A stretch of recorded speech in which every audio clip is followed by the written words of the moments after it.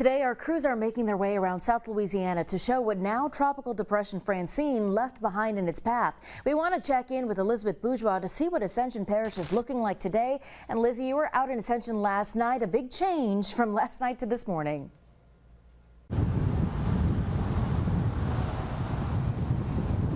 Yeah, you're right. It is a big change. We're out in Ascension Parish today, like you said, and it is a big change. The weather's definitely nicer today, but there is still a lot of power outages around the parish. Currently, where we're standing right now is without power.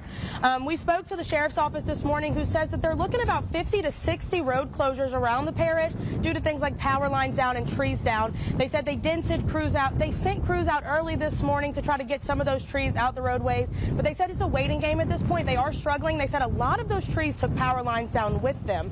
So they're having to wait until power crews can come out and make sure that it's safe enough for their crews to remove those trees.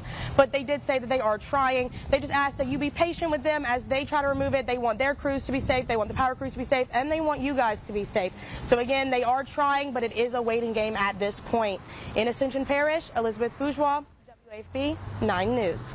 Elizabeth, thank you for that update. That's pretty major there. You heard her say 50 roads. So if you don't need to be out there, stay home today. Stay with us. Jeff Morrow is going to check in on that forecast one more time when we come back.